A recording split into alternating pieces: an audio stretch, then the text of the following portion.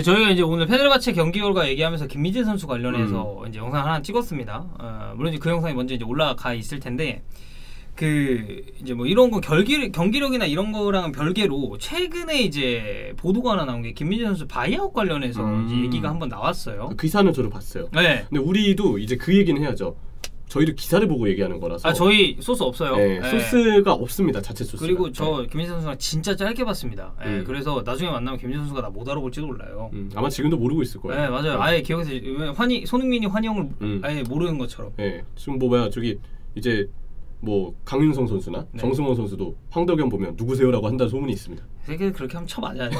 그 정도의 거예요. 쳐맞아야 됩니다. 그 친구들은 만약에 자주 본 거니까. 길에서 봤는데 아는 체를 안 한다? 바로 신고합니다. 그들의 모든 안 좋은 소문들 다 알고 있구나. 아니 안 좋은 소문, 안 좋은 게 없는데 내가 만들어서 유포를 할 거기 때문에. 반대로 김민재 선수는 짧게 봤다. 굉장히 그래서 이 말을 하는 주된 이유는 저희는 소스가 없어요. 근데 보도가 나왔고 그 보도 내용이 되게 흥미로워서 그냥 맞아요. 거죠. 그렇습니다. 일단 바이아웃 관련 얘기가 이제 나왔는데 포르투 측에서도 김민재 선수를 영입하려고 했었던 건 사실이지만 이게 바이아웃 금액을 600억 넘게 책정을 했기 때문에 이것은 선수가 갈 수 있는 선택지에서 제외가 됐고 페네르바체 같은 경우는 3년 계약을 했습니다만 바이아웃이 100억대예요. 근데 이게 사실 선수의 바이아웃이 그러니까 이런 식으로 협상을 하는 게 일반적이죠. 계약 기간이 좀 짧다면 이거는 바이아웃이 높게 책정을 하는 경우가 있고 계약 기간 3년 이렇게 좀 길게 잡는다면 이거는 바이아웃을 적게 잡음으로써 내가 어쨌든 이적을 할 수 있는데 바이아웃 자체가 큰 걸림돌이 되지 않게끔 이렇게 설정하는 경우가 있습니다. 그래서 보도에만 따르면 이 페네르바체가 상대적으로 저렴한 바이아웃을 통해서 김민재와의 계약을 성사시키게 됐고 결국엔 이 타리그나 타팀으로 이적할 시에 김민재 선수는 조금 더 수월할 수 있다 라고 봐주시면 될 것 같습니다. 그렇게 예상을 하는 측이 사실 이적 당시부터 많았죠. 그렇죠. 분명 김민재 선수는 유럽에 처음 진출을 하고 이후에 더 큰 무대로의 진출에 대한 어떤 야망과 열망이 있는 상태였고 고민도 많이 했을 거예요. 왜냐면 제2온 팀들이 없었던 게 아니니까. 팀 간의 경쟁이 붙었고 무엇보다 포르투와 페네르바체 모두 되게 찐하게 링크가 났는데 맞아요. 그래도 페네르바체를 선택했다는 건 페네르바체가 조금 더 선수 측에게 유리한 조건을 제시한 게 아니겠느냐. 이게 이적 당시부터 사실 이미 그렇게 예상을 좀 많이 할 수밖에 없었어요. 맞습니다. 그래서 이제 오늘 우리가 얘기를 좀 해볼 게 뭐냐면은 페네르바체 소속의 센터백들이 빅리그로 이적한 사례가 뭐가 있는지 그리고 터키 리그에서 뛰던 센터백들이 빅리그로 이적한 사례는 또 어떤 게 있는지 살펴볼 겁니다. 자, 일단 먼저 페네르바체 센터백은 어떤 선수들이 넘어갔는지를 한번 보겠습니다. 자, 첫 번째는 굉장히 오래전 선수입니다. 9900 시즌에 페네르바체에서 이제 첼시 프리미어리그 첼시로 이적한 제스 호그라는 선수입니다.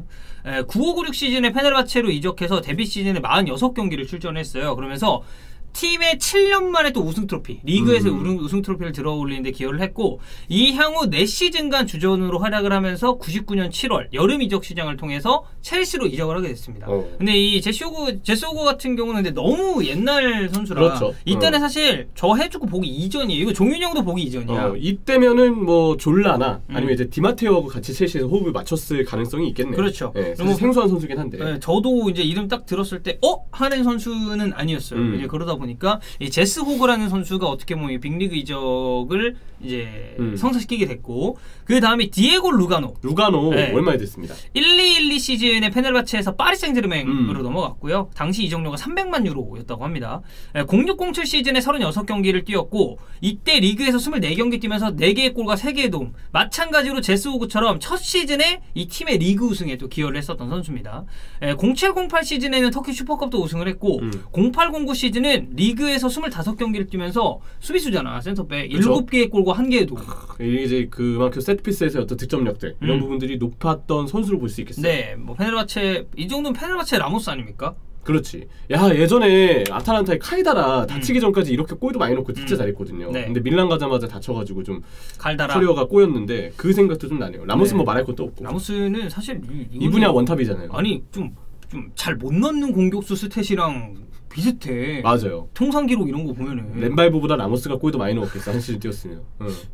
그럴 수도 있지 않았을까? 그건 누구나 정설로 받아들일 거예요. 토에바보다는 모르겠는데 토에바는 조금 그렇다 쳐도 사실 토에바랑 렘발보 중에서는 토에바가 위에요. 그래, 당연하죠. 렘발보는 너무 아래야. 이 사람이 리버풀 팬이라 그런 게 아니라 그래서 그런 걸 수도 있는데 모르겠고 렘발보는 아래야. 네네. 그래서 5시즌 동안 주전으로 뛰면서 188경기 나왔는데 27골 그리고 도움 5개. 리그 우승 2번, 슈퍼컵 우승 2번 이렇게 하고 파리 생제르맹으로 이적을 했었던 루가노가 있었습니다. 자, 그리고 이 선수는 그래도 많은 분들이 아실 거예요. 시몬 카에르.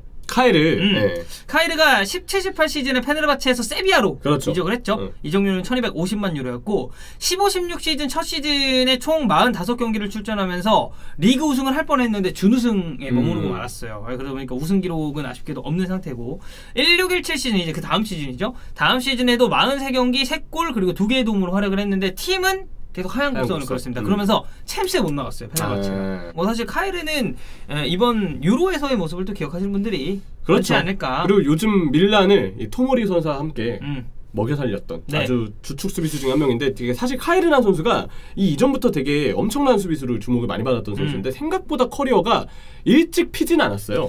맞아요. 잘 풀렸진 않았지만 요즘 들어서는 이제 다시 반등을 하면서 최종적으로 지금 밀란에서 정말 잘해주고 있는데 그냥 세비야에 있을 때는 저는 그냥 딱 준수한 센터백으로 생각했습니다. 그래서 생각했던 것보다 좀 늦게 터진 선수긴 하죠. 근데 어쨌든 페네르바체를 기점으로 해서 다시 빅리그에 도전할 수 있는 기회를 잡았다. 그렇죠. 이것도 의미가 좀 깊은 것 같습니다. 챔피언스리그의 팀에 못 나가다 보니까 이 선수가 이제 아무래도 더 큰 무대로의 진출 뒤로 미룰 수 없었고 그래서 17년 7월에 세비야로 이적하면서 이때부터 이제 본격적인 빅리그 커리어가 좀 시작됐다라고 봐주시면 될 것 같습니다. 페네르바체 사례 말고 이제 터키 리그에서 뛰다가 빅리그 이 빅클럽으로 이적한 사례는 어떤 또 케이스가 있는지를 한번 보면 첫 번째 로니 온센. 맨유 선수. 저는 이름만 기억이 나요. 사실 뭐 로니 온센이 뛰는 걸 우리가 막 그렇게 본 세대는 아니니까. 근데 이제 여러 자료들을 보면 퍼거슨 감독이 항상 그 얘기를 해요. 전술에 따라서 로니 온센은 내가 시키는 걸 다 수행했던 선수다. 그러니까 센터백인데 미드필드로 올라가서 수비형 미드필드 자리에서 상대에 대한 대인 수비도 기가 막히게 걸었던 그리고 스위퍼로도 출전 굉장히 많이 했었고. 그래서 퍼거슨 감독이 되게 영리하고 전술 수행 능력이 뛰어나서 언성 히어로라고 당시 그 맨유의 트래블 멤버들 중에서 언성 히어로로 좀 꼽게 되는 인물 중에 한 명이 바로 이 로니 온센 선수죠. 그 퍼거슨이 언급한 과소평가된 선수 중에서 박지성이랑 같이 언급됐었던 게 로니 온센이에요. 96-97 시즌에 베식타스 소속에서 맨체스터 유나이티드로 이적료 223만 유로를 받고 갔습니다. 앞서서 말했던 것처럼 수비형 미드필더로서도 활약을 했고 스위퍼로도 나왔고 센터백으로도 출전하는 그런 멀티성을 지닌 굉장히 좀 올라운드 플레이어였다는 그러니까 수비 쪽에서의 그런 부분이 많았죠. 그러니까 뭐 저희가 박지성 선수 얘기를 하긴 했습니다만 박지성 선수 같은 경우는 공수 양면에 걸쳐서 그런 모습을 좀 보여줬잖아요. 풀백으로 출전한 경기도 있었으니까. 근데 로니 온센 같은 경우는 이 수비적인 포지션 내에서는 굉장히 활용도가 높았었던 선수다. 이때 백포가 그래서 데니스 어윈 그리고 어윈 에브라가 맨유 역대 최고의 풀백이 되려면 어윈을 넘어야 된다는 얘기가 있을 정도. 그렇죠. 근데 이거는 의견 많이 갈립니다. 어윈 그리고 스탐 여기에 이제 욕센 그리고 게리 네빌 이렇게 백포가 되게 안정됐었던 그 당시 맨유였었죠. 그 시대에 혹시 살았나요? 아니 그냥 열을 생생하게 책을 읽어서 너무 몰입해서 읽었기 때문에. 또 책을 생생하게 읽을 수가 있기 때문에. 그러면 그냥 이렇게 좀 향수에 젖을 수도 있는 거죠. 향수. 노스텔지아인가요? 제가 노스텔기아입니다. 노스텔기아. 노스텔기아. 두 번째. 이거는 리버풀 레전드 오장카바. 리전드 아닙니까? 우리 리전드지. 오랜만이네. 리전드. 지금 이제 노리치 시티로 갔죠. 그렇죠. 18-19 시즌에 갈라타사라이에서 슈투트가르트로 이적을 했습니다. 이적료가 1,100만 유로 받고 왔고요. 17-18 시즌 종료 직전에 리그 우승팀인 갈라타사라이에서 18세의 나이로 1군 데뷔전을 치릅니다. 그리고 18-19 시즌에 17경기를 뛰는데 리그 13경기 그리고 챔피언스리그 4경기를 뛰면서 주전으로 도약하게 돼요. 그리고 나서 19년 1월 겨울 이적 시장을 통해서 이거 어떻게 보면 그냥 다 반시즌 뛴 거죠. 겨울 이적 시장을 통해서 슈투트가르트로 이적을 확정짓게 됐습니다. 이때 카박은 사실 카박이 되게 기대 많이 받던 센터백인데 그쵸. 생각보다 샤이케의 그 부진한 시즌과 더불어서 카박 선수도 같이 좀 떨어졌어. 맞아요. 같이 떨어졌어요. 그리고 카박이 사실 이 플레이 스타일을 보면 되게 적극적인 유형의 선수잖아요. 앞으로 튀어나가고. 맞아요. 그러다 보니까 나는 이런 뒷공간에 대한 리스크도 자연스럽게 좀 커질 수밖에 없지 않았나.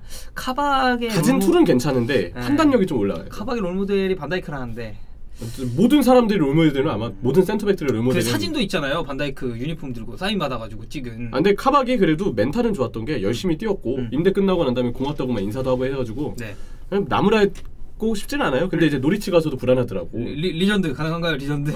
리전드 넘어가시죠.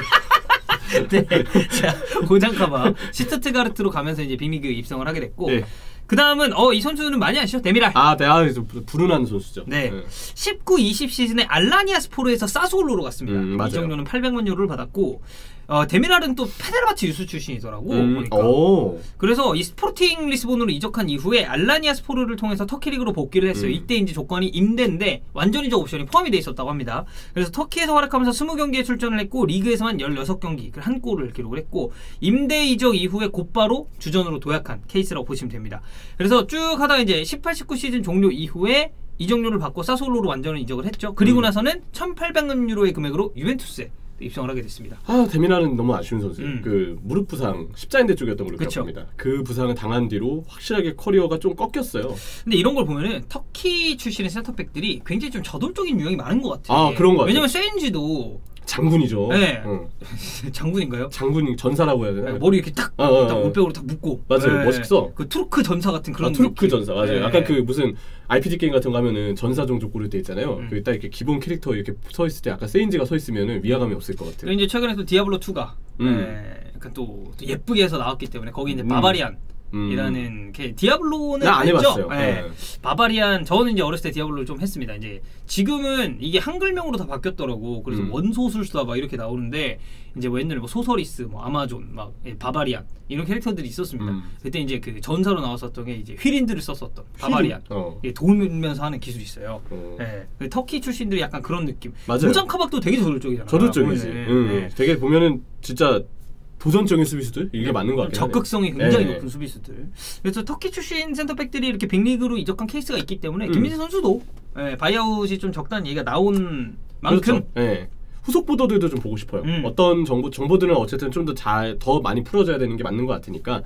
그리고 이제 김민재 선수가 지금 이대로 계속 좋은 활약을 하면서 그렇죠. 꼭 좋은 스카우터들의 반응도 이끌어냈으면 좋겠습니다.